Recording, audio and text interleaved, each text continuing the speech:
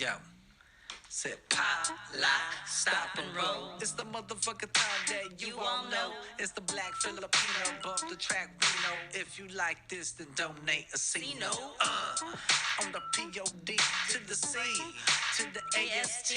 Opinionated and highly concentrated, X-rated, even better to listen to when you're faded.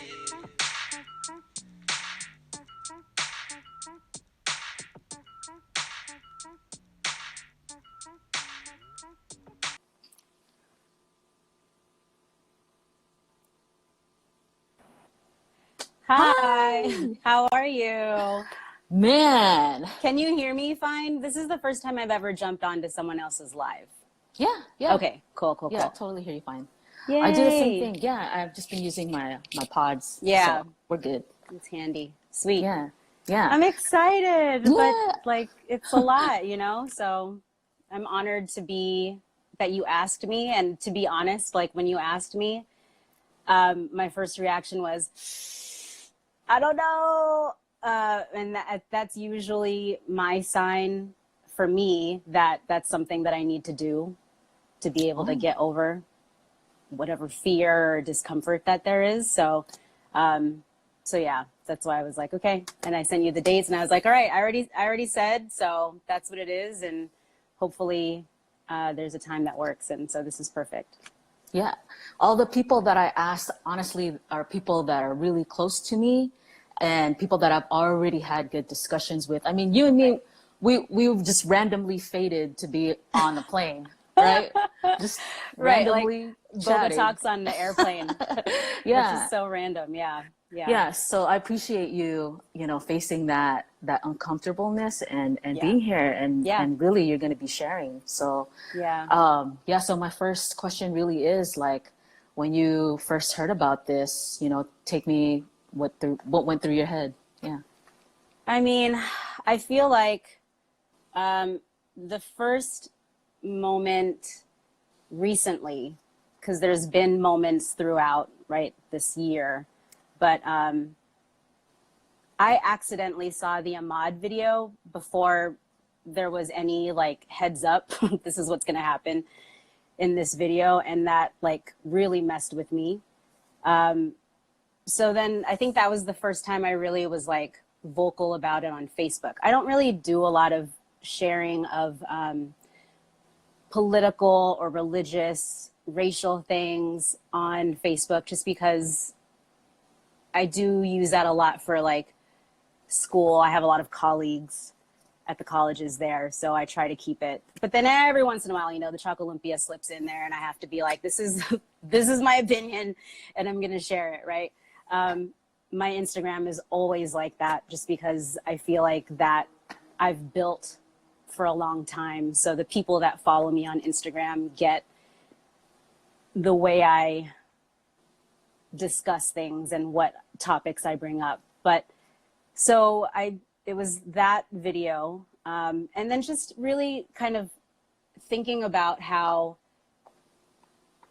for a long time I've been living, not really even thinking about that, not thinking like, oh, this could be something that happens to me. Like I'm a Black female and because of, I guess, the people that I'm around, I don't think about racism because they don't express racist thoughts to me. Like I try not to, obviously, I'm not going to put myself in situations like that. But so I was a little bit, I guess, separated from it, which I don't know if that even makes sense to anyone who is not a person of color, but it just kind of sunk in really hard. Like, I mean, I could be out jogging. I've been out jogging by myself during the day, even at night with people. And I've never really thought like I could just get gunned down. Obviously, California is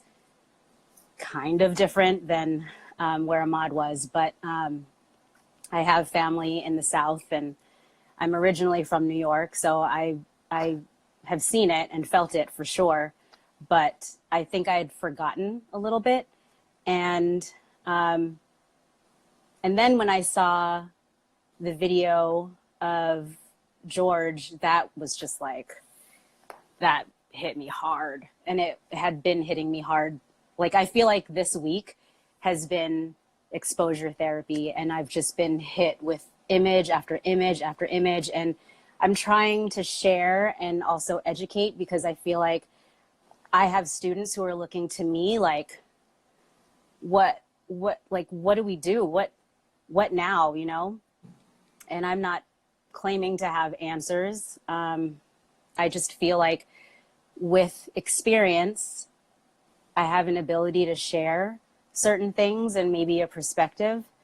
And that's what I do on my podcast too, it's called ChocoLumpia Lessons, because I share things that have happened to me, and I try to help people that maybe have gone through it or are about to go through it or don't know that it's going to happen eventually, but just like a heads up, you know? So it's been a lot of emotion. I go from crying to really pissed off to thinking I hate it here and I want to go into space. And like, you know, like I remember as a kid thinking when I got older, I wasn't going to have to worry about racism. For some reason, like as a kid, I was like, okay, I get that it happened in the past and it's happening now, but maybe as I get older, people will start to love more and understand more and forget about color and just that we're human beings. And I really thought that, and I still do hope that, but I just feel like right now it's like worse than I ever remember. So that scares me and makes me nervous. But I have seen that people are stepping up, and there's a discussion, which is the most important thing. The discussion is happening. And even if it's people sending me a DM and asking me questions, or me sharing on social media, or you doing something like this, where people can consume the information and try to make something of that, and at least even just shine the light on what is happening. Because for a lot of us, we've already known this, right? Like we've already experienced racism to some degree.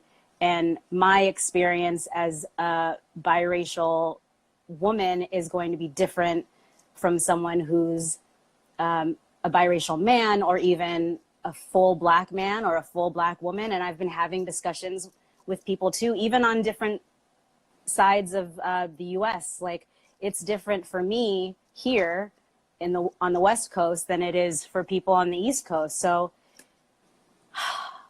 there's so much, and there's so many layers. But I appreciate and love that the conversations are happening. And even though they're uncomfortable, that's the important part, is they're going to be uncomfortable. Like this isn't going to end next week and magically we're all good and we don't have to worry about racism anymore and everybody's been healed. And that's just not, I mean, that would be like, namaste, I love that. But reality of it is that this is an ongoing process. It's going to have to keep happening. The conversations are going to have to keep happening. And we have to keep speaking up for each other. And that's how we'll get things to change. So we're starting the work, which is good, but there's a lot, there's a lot more to do. Yes. Oh, yes. You unloaded and unpacked a lot, but very good. There's so very much. Good. Yeah. Very good. And one thing I want to go back to is you said, when I was a little girl, I thought that racism would go away. What did you think racism was? What was your experience when you were younger? My experience is interesting. I feel like I have felt it from a lot of different angles. And again, this may not make sense to a lot of people, but this is what it feels like for me being a mixed kid, right? So my mom's Filipina and my dad's Black. My dad actually passed away a month before I was born. And my parents met in Cebu in the Philippines. And then because he had passed away, she traveled to New York because that was, where his family was. So I was born in New York.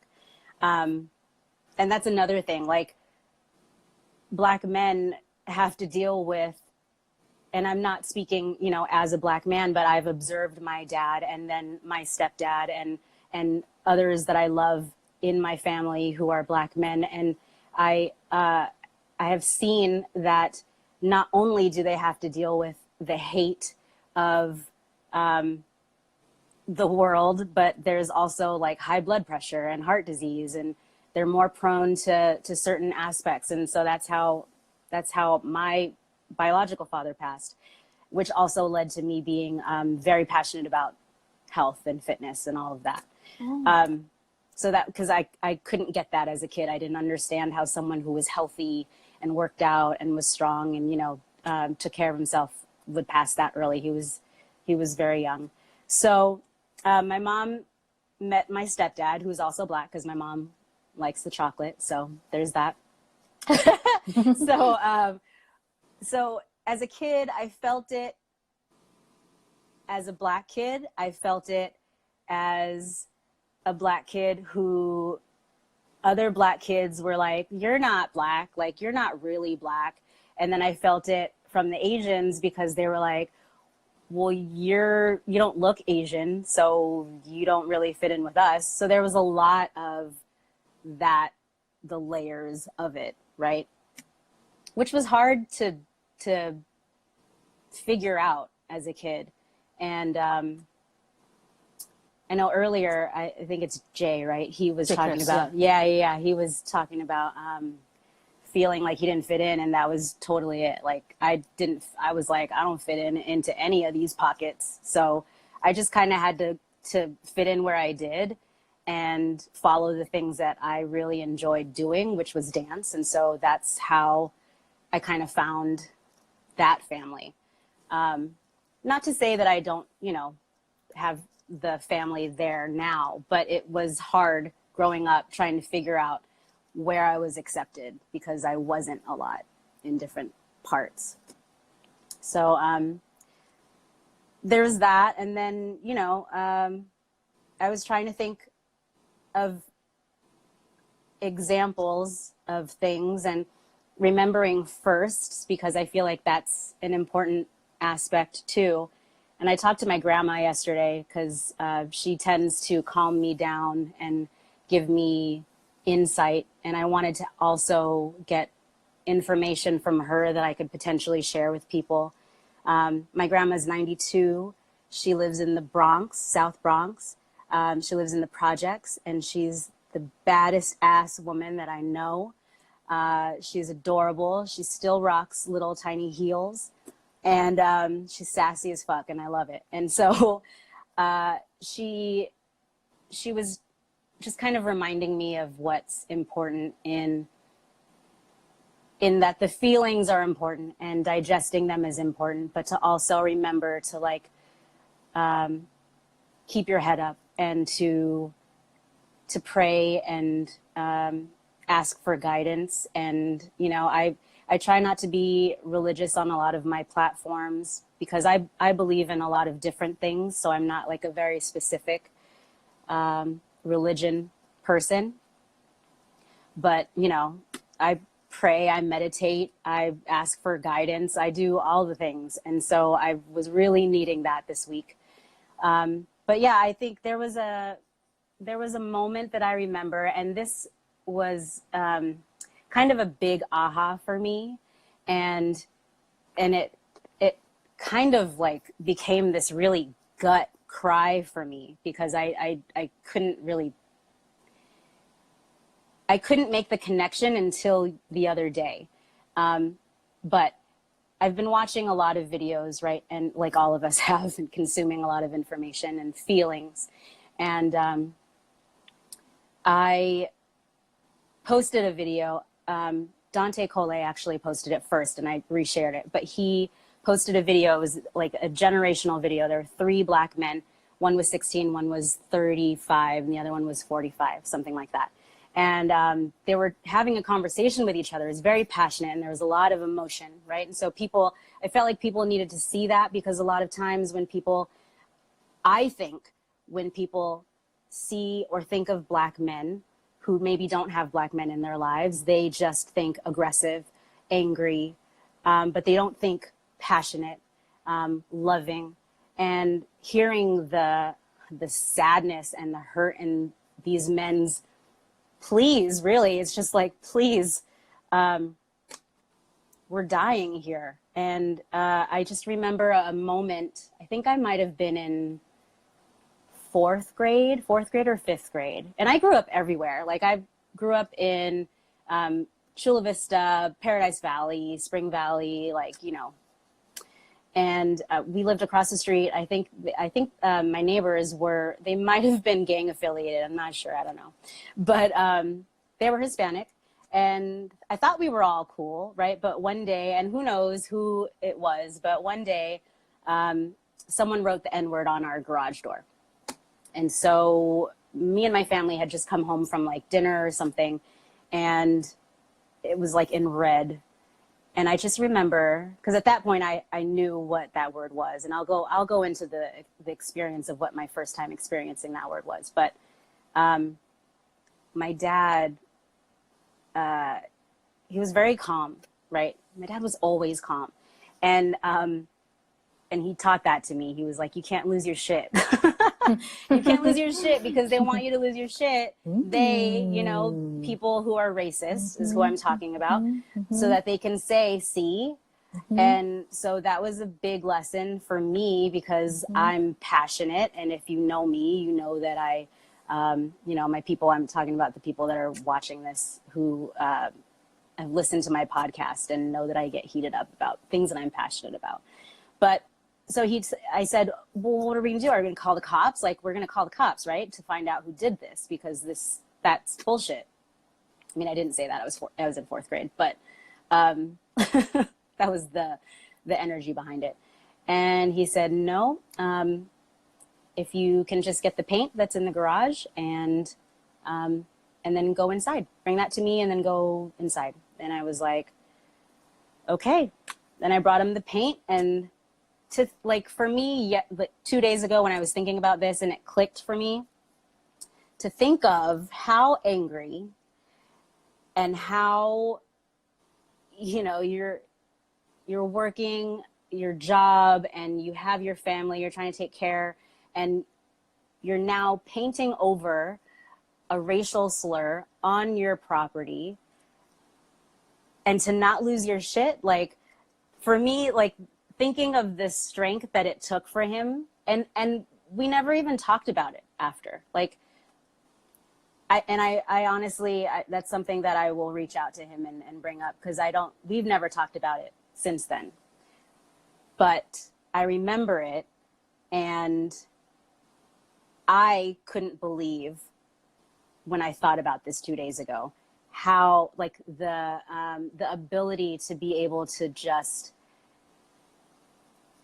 say, okay, we're going to cover it. And then that's it. Like that. It's just like normal, you know?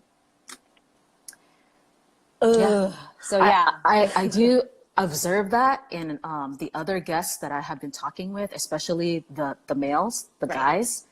They really have to hold their composure like a wall, like a stone wall. Yeah. And just take it. Yeah. And I was so moved the other day when Darky let that out. You know? Yeah, same. Yeah. It was a lot. And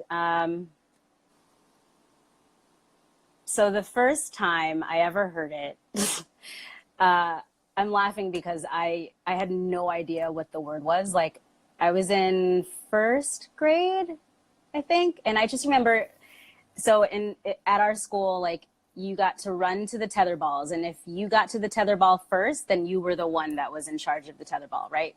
So I was booking it, like running. I wanted to get there super fast. Got there fast. I was the one that was going to be in charge. And this boy who happened to be white got there second. And then he was just like, well, you're an N-word. And I was just like, okay, mad about it. Because I didn't know what the word meant. So it didn't have any power for me. And I went about my day playing tetherball, right? But I remembered it because I was like, made a mental note to ask my dad what that meant. And I went home that night and I asked him what it meant, and he, like, the kind of like drop in the like, okay, now I have to explain this to her. And I'm in first grade, you know, like I'm thinking about kids that I've taught that are in first grade and how little and innocent they are. And all I could think after he told me what it meant was that this kid learned it somewhere and he probably learned it at home, right? So then I was sad for him because who knows what his family life is like, right? If he's hearing that word, then he's probably hearing all kinds of other things and who knows what else. So I felt really bad for him. But that was the first time, and it's odd because I was like, do I remember the first? Yeah, I do. I remember the first time. Yeah. So, you know, and that tends to be the first thing that people go for when they are hateful. They want to throw that word at you.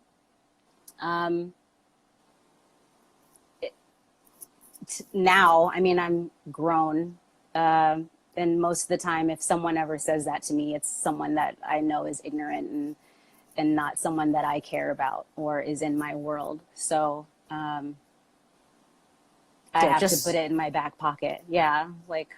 Just Yarrow says that's some incredible passion or compassion you showed. Yeah. I mean, I was a kid, you know, I just wanted to have fun like a normal kid does. But it's like you start to realize, like, it just was odd to me that he knew that word and I didn't know it. Yeah. And it's something that's supposed to be directed towards me, right? So I was just like, well, he must be exposed to that on the regular, and who knows what else. And so, yeah, I had to think of it that way because I didn't want to give the word power, because then you're wrecked. Anytime someone says it to you, shit falls apart, right? So it's like, I'm not going to give that word power. People can say it all day long. I don't give a fuck. I mean, it's like, it's not gonna hurt my feelings because I know who I am. And that's something that my family taught me, is like, I know who I am. So whatever anyone else says about it, I could give two shits because I know what I represent. I know what my family represents. I know what my grandma's taught me. I know what my family's taught me, you know? So, I try to think about that stuff. And that's what's made these last few days really hard, is that it's like the reminder that there are still people out there who are hateful and who want to hurt other people only because of their ethnicity. And it doesn't make any sense to me. Like, it baffles me. Like, I don't get it. Yeah, none of us do. Right. When I saw that video, I kept thinking, man, they meant for us to see that. What is going on? That looks super planned. And I think it was Mama Cheryl. She said, no one acts like that unless it's sanctioned, you know? Right. Mm-hmm. Well, I tend to pay attention to the energy that I get from people. And I feel like you can tell a lot from looking at a person. And I feel like I'm a pretty good judge of character, and I can tell within the first few moments of meeting someone if they're cool or not. And I can't even look at that guy's face when they show his mugshot. Because he looks like evil to me. And when I'm talking about this particular individual, I want to make it clear that I'm not talking about all cops, right? Like, and this is something that I want to clarify too, is when people say Black Lives Matter, they're not saying no one else's lives matter. We're saying, hear us, please, because this is a big problem. And I was just watching Van Jones, and he said it perfectly. He was like, if it helps you, when you hear Black Lives Matter, add 2 to it. Black Lives Matter too.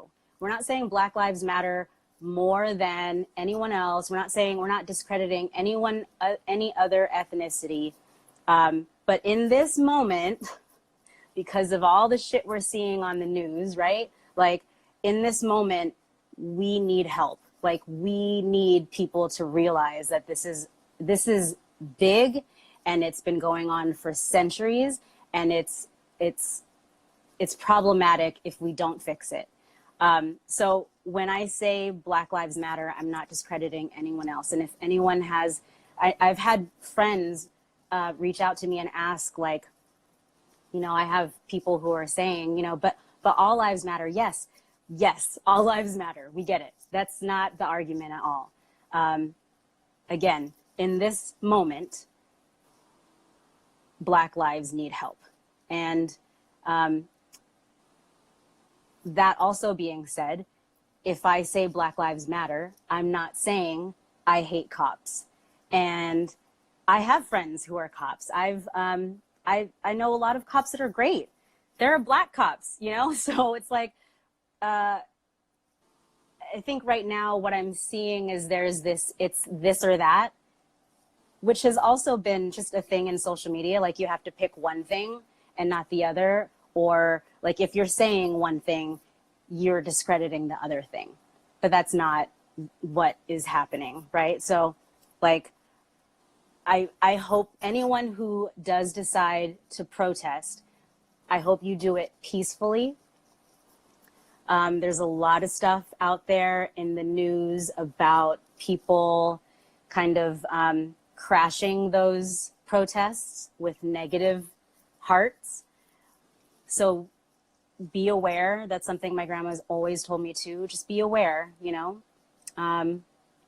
And again, it's not saying that we hate cops or F the police or, you know, we're just saying that there's a huge issue, huge issue. And I don't have answers on how to fix it. I wish I was, you know, in like some kind of council member that I could provide insight. I do have a couple of people that I know who are, and I'm always so happy when I see them represented on TV. Like, shout out to Monica Montgomery, who's one of our council members in San Diego, and a Black woman. And I think we need that. And I think our kids need that. The young kids. I don't have children, and there's a lot of different things for me of why I don't. And one of them is because this place is fucking scary. So shout out to the parents who are doing the work and taking care of your kids and teaching them these lessons, right? I know these are uncomfortable things to talk about, but these kids, like, I'm worried for them, because as a kid myself, I was trying to seek who my Black people were as leaders and who I could relate to. Like, where am I represented in the media? And I didn't see a lot of it way back in the day, you know. Nowadays, luckily, there's tons of ChocoLumpias out there, and I love that. There's so many, like, the hair tutorial channels. Dude, I could have had that help when I was little, trying to figure out what the fuck my hair is doing. Like, is it curly? Is it straight? It's in between. So like, just even seeing that is amazing. And I that's a positive to the social media, and the fact that we're able to, unfortunately, see the really shady stuff that's happening that we had no idea about, right? So I don't even know what the fuck the question was in the beginning, but it's okay, girl. Where we ended up. It's okay. No, I was just I forgot the question too. Keep it real. But no, you said something about policy and the police. You went into the police and all of that. And the two things too, I've been thinking, like, I know everybody's thinking, I'm just gonna say it, you know, like, why do they let cops act like that? Like why this guy had 17 charges Right. before Yeah. and he was still out there. Yep. And then number two, it's like accountability. And also, I mean, it's a systemic thing for sure, you know, that they treat men like that because he was already on the ground handcuffed. Right. So like, what was he gonna do? Jump up and, you know? Yeah. That pissed me off. And so I was thinking about this the other day because I just finished a certification for distance education. It was 5 weeks long and it was difficult. And I read somewhere that, and I don't know if this is accurate, so don't quote me. This would be a Twitter fact check, right? But I read that it takes 8 weeks to be allowed to be in the police force once the training is 8 weeks long. I don't know if that's accurate. Someone can comment. Yeah, actually, you know what? Because I interviewed Kevin, KB. Oh, yeah, I saw. Yeah, his dad is a sheriff. And I think either him or Jake Chris, one of them said that it only takes 2 months. Yeah. That's insane to me. So, you know, like as teachers, I get evaluated every 2 semesters. So once a year, basically, or every other year. And we, like, our list of protocol is huge. And if anything takes like kind of the fun out of teaching your dance or your yoga, it's all of the rules that we have to follow, right? But I get it because that's policy. And that's how we keep all of our students safe. It's how we keep the school safe. It's how we keep the faculty safe. But the fact that there's so much behind that, right? And we don't even hold guns. Like, we're not arresting people. We're not detaining anyone. And 8 weeks, that's like nothing. And then you're just like out. Like, one of the dudes was, it was his 3rd shift. And that happened on the shift. Like, is there training for when that happens? And like it blows my mind. I don't know. I have a lot of loss for words in some aspect, but not all, obviously. So it's confusing. So yeah, I don't know what to say about that, but it's definitely something that needs big change. And the uproar of the people is what's going to help that happen. Now, when I say that, I don't mean go out and violently protest, right? We don't need more people getting murdered for no reason. But we're kind of lighting the fire under their asses, you know, to make it happen, to make something happen. Oh, for sure. I mean, none of this would have ever gotten like on the news. These officers would not have been held accountable had not people started like getting upset and protesting. Yeah. And that it was captured now on an iPhone. That's crazy to me. Right. Yeah.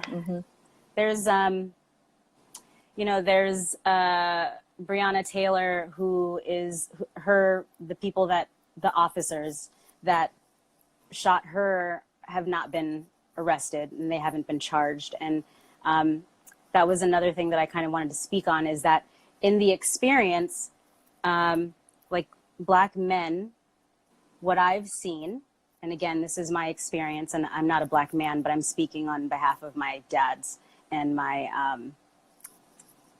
like my family. But there's the aggression towards them and the maybe deep-seated racism from people in authority. And then for Black women, it's just a disregard. Like, I don't get the aggression as much. I've definitely been in situations where I've felt it, but it's never been physical. But it's more of a just like, whatever, Black woman, disregard. And when I hear stories in the news and the media, I want to remind people that, you know, her story is fucked up too. And Breonna Taylor, I'm talking about, because they haven't charged the people that murdered her accidentally, right? Lack of, I don't know, investigating or just even being prepared. Like, how do you know that you already have someone detained, but then you bust into someone's house in the middle of the night and shoot them? Where is that overlap? Like, it's just, there's so many weird things in the system that just don't make any sense. Yeah. And then spiritually, like after hearing over and over and over, another person is dead, no one was held accountable. Well, what is it saying to you? I mean, it's the disregard. Like, I don't count. I don't count. It's like what hurt most for me watching the video of George Floyd was the kind of like complacency of I'm not going to even say his name, but of the officer, the murderer's face. And like he just had no disregard for a human life. It was like he was killing a fly, you know, no big deal. Like, I've done this before. And I didn't want to see it multiple times, but the news likes to play things over and over again. And so by trying to be informed and hearing information, I'm watching this video over and over and over and over and over again. And we all are. To the point, like Tuesday was the Tuesday blackout, and I wanted to make sure that I posted about that. But I spoke the most on Tuesday because I didn't want people to forget. I didn't want people to put up a black square and then go, okay, cool, I did my piece. And I guess we just won't talk about it until tomorrow, because that's what this social media movement is. And I was like, no, this is when we talk about it more. So I was sharing videos and links and, you know, donating and trying to like send out petitions. And I was exhausted by the end of the day, because in a way, I guess the fight for me is like, why do I have to explain that we're all human and that everyone should be pissed about it, right? Like, when I think about my LGBTQ people, those are my family, and I will fight at parades. Well, I'm not going to fight at a parade, but I mean, I'll be at parades, right? But I fight for the cause. Those are my people. And so I feel like I'm seeing a hesitation, and I get that people might not understand what to say or how to go about it. I totally get that. I don't want to be one of those people who says, don't ask me any questions because you should be able to figure this out, because people might not. And that's maybe because I'm a teacher and I understand that sometimes kids don't even know what the fuck the question is because they can't formulate it into a question yet, you know? Like, you're like, I don't get this. I don't know why I don't get it, but I just don't get it. And I just need someone to like break it down for me more. Because I've been there. Like, I try to be a student too as I teach. So I try to have that open-mindedness. I do get frustrated when I see people saying things that are, I don't know how to even describe it. I've had to check a couple of people, and I do it nicely, you know? Like, I'll write them a DM and I'll say, hey, you know, I totally get what you're trying to say with that post, but maybe you should phrase it this way because it sounds really fucking racist. Well, at least you DM them, you know, at least you DM them. I will. I'll, and then depending, if I don't know them that well, I'll write a comment and I'll try. And that's where the tiredness comes from, right? Because now I'm writing this comment explaining why it's not okay to say it that way. You're writing a thesis. And I'm like, I just finished the hardest semester of teaching, And now, you know, like I'm still, but I'm not complaining about that. It's frustrating. But as a teacher, I'm just naturally going to teach all the time. Like, that's just always what it's going to be. So, but yeah, I tend to, like, when I feel that people aren't listening, then I start to like close off, and I'm like, oh, nobody's hearing what I'm saying anyway. So I'm just going to step back. But if you have questions, cool, I'm here. But I also need you guys to listen. Yeah. You know? Yeah, that can get really tiring. Totally understand that. Yeah, especially now. I love that you said that, hey, why do I have to explain that this is important? You know, this is humanity, you know, and Cheryl also said it, like, what kind of world do you want to live in? Yeah. Yeah, I want to live in a world where, like, if someone comes up to me and says some negative racist shit, someone who is not Black will feel like they're able to say, excuse me, you shouldn't be talking to anybody that way. I've done it for people, and I probably shouldn't, because I would maybe get shot, you know, and that's the shit that I have to think about. But that's crazy. Oh, you know what? I'm starting to remember, like, when I grew up too, when I was in 3rd grade, I remember we used to have commercials, and I think it was Ronald Reagan that was president. Geez. That's how old I am. I'm sorry, I'm old. No. But, you know, commercials, cartoons would say, hey, you know, don't treat your friend like that. You know, there was like media. Yeah, there was. You couldn't be racist. It was taboo. Like, you know, it wasn't so overt like it is now. You know, now it's like, like basically all the white supremacists are really empowered, right? Yeah. Okay, so I don't remember those commercials. I remember Reagan though, because But I remember the whole like drug campaign. So there's like after school specials, right? Of how there were probably lessons about how to not treat your friends, but I don't ever remember them being like racially specific. But shit, I mean, if we have to go back to that, I would gladly watch that as a commercial than some dumb shit that's always on, you know, as a regular commercial. But yeah, I don't know. And, you know, I don't want to get political, but you also have to, right? Like, I was dating someone who was Asian mixed, like all of Asia, when, I'm not even going to say his name, when what's-his-face got voted into the office. And I remember being really upset about him getting in, as a lot of people were. And for me, what I knew that it meant was that the people who had any kind of racism in their hearts felt justified now, because this person perpetuates hate and racism, even though he claims he doesn't. Even with talking about COVID, he's said racist shit. So my heart broke because I kind of knew that the shit was gonna hit the fan. And I feel like a lot of us did.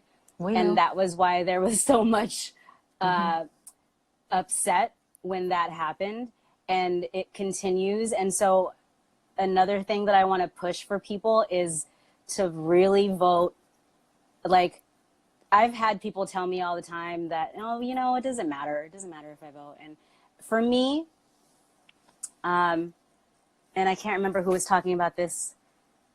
Probably Cheryl. Women. Yeah. Mm-hmm. So when I think about voting, I always think about my ancestors who fought to have the ability and didn't get the chance to, right? So I'm not going to disrespect that and not vote when I have the opportunity to. It's not like I even have to go far to vote. I mean, I can get the mail-in ballot, do it, unless what's-his-face decides that that's not going to happen anymore. But, so yeah, voting is big, and that's how we start to change some things. And also being very aware of who is in your council and who you're in your area. We have we have people in California and in San Diego who need to leave, you know? So we need to vote them out so that we can start to see this change that we need so badly.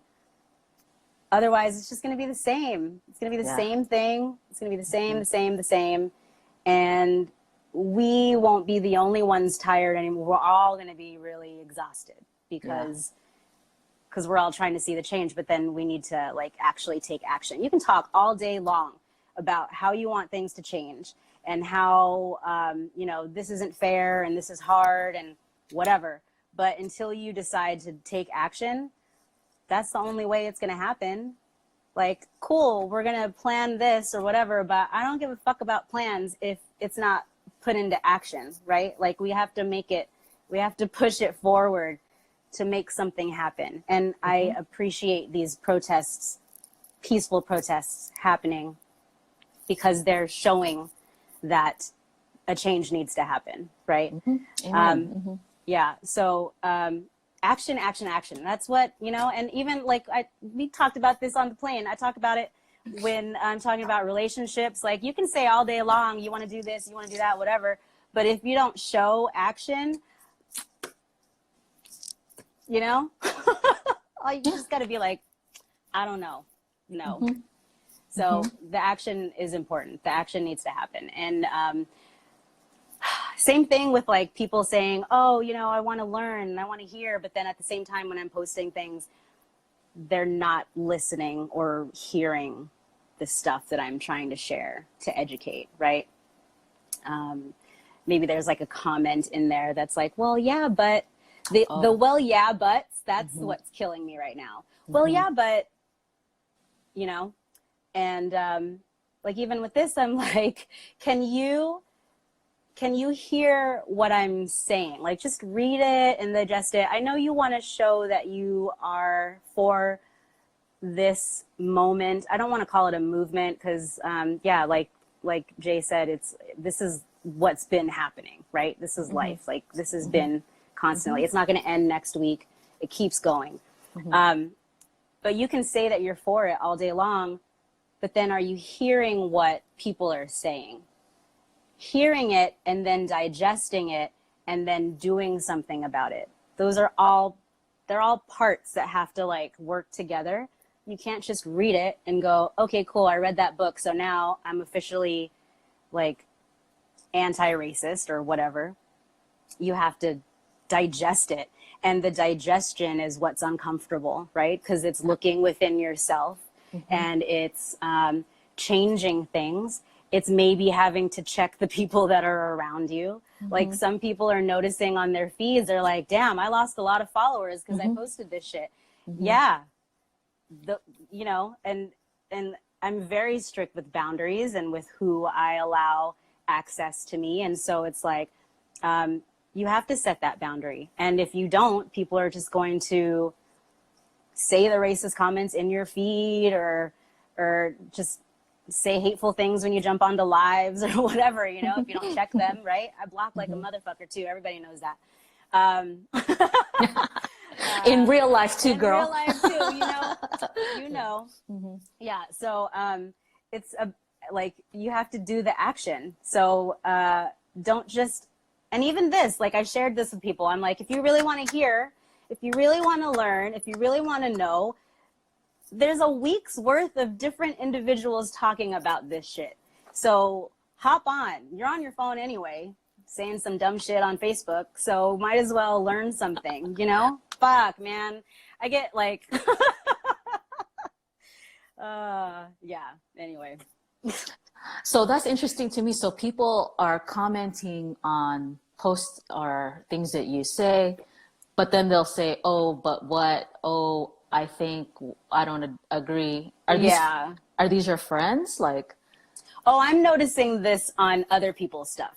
Oh, okay. Yeah, okay. Because when people on my feed say something, I usually will answer with a clear description, maybe reiterating what my point was, to echo to them that they missed what I said, because they might not have digested it correctly, or you know, they'll read it and they'll interject their perspective, which is great and I appreciate it.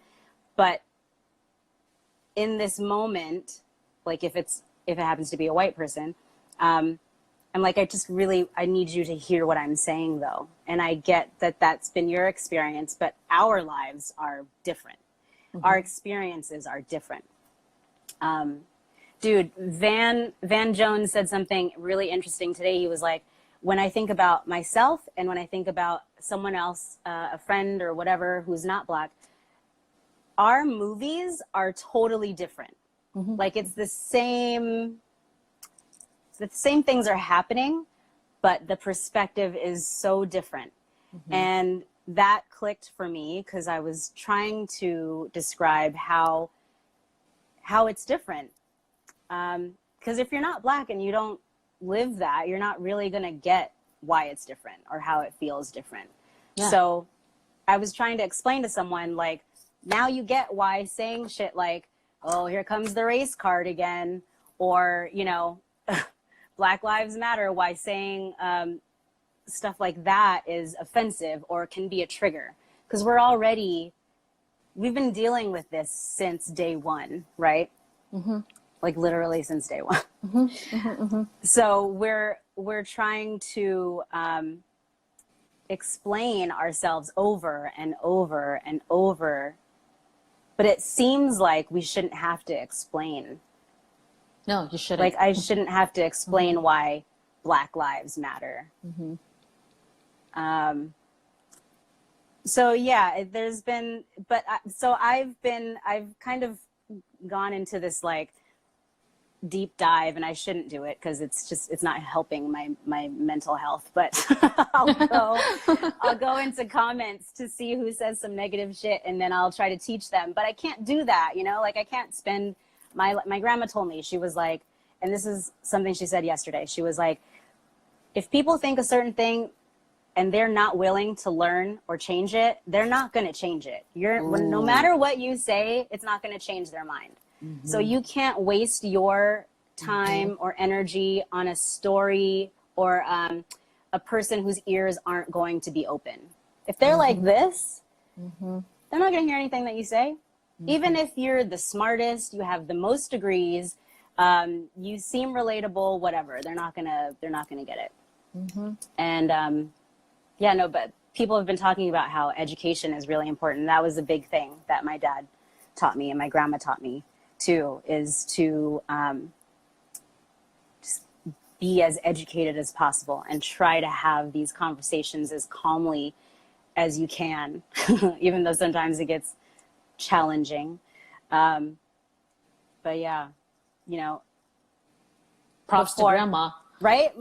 My grandma is badass. She's one of my favorite people in the whole world. And I'm gonna tell you another story just so that, because I know we're maybe getting down to time, but so she told me that, so for people that are just coming in now, my grandma's 92. She lives in the Bronx, Southside Bronx. She lives in the projects, and everyone in the neighborhood respects her because she's badass. And she wears her little hat, and she always has her coordinated outfits and her little heels, her little pump heels. And she walks around, and when she sees policemen, she says hi to them, always says hi, always smiles to everybody. And, you know, the gang members that are in the neighborhood respect her. They open the doors for her. Like, that's just her. And that's her personality. And she's always taught me through being that.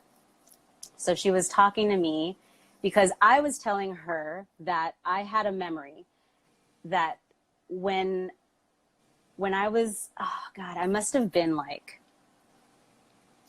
4 or 5. And I went with her to work, and she used to take care of these families. And she took care of this Jewish family.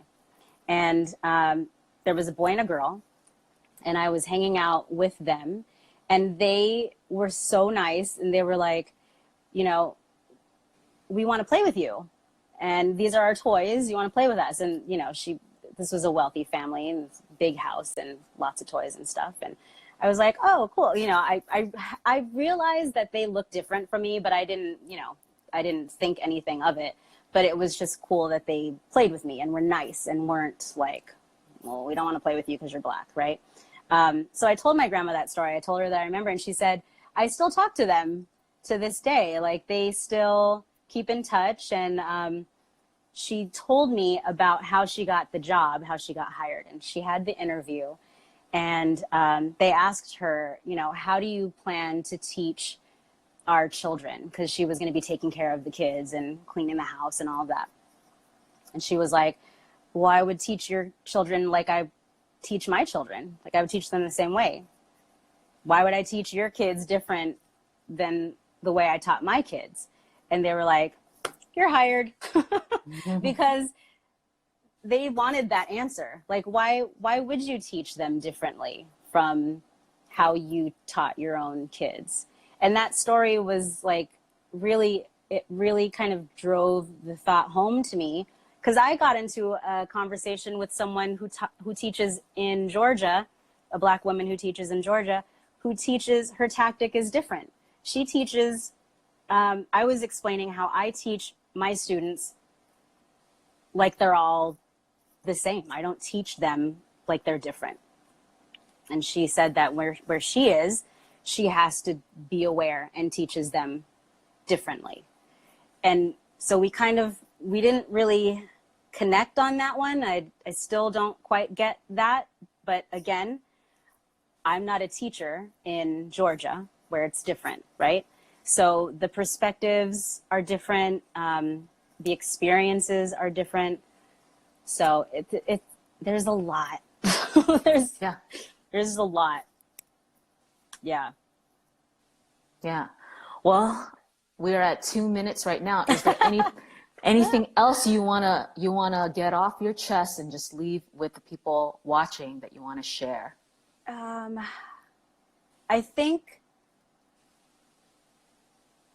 the thing where I was saying that because Black Lives Matter does not mean that no one else's life matter. We are not. That's not what we're saying. Please, even if you feel like you have to say something to someone else, like, please just say, like, all lives matter, of course, but in this moment, we need help. It doesn't mean that we hate cops. It's not a black-white thing. It's not a cop-black thing. It's a racism, humanity thing. Yes. It's the system, right? So we need to figure that out. And do your best to do the education. Oh, if you haven't seen the movie The 13th, please watch that. Watch that tonight, because it's going to be a little bit more exposure therapy, but you're going to learn more. You're going to learn more from just watching that documentary. It's on Netflix. So.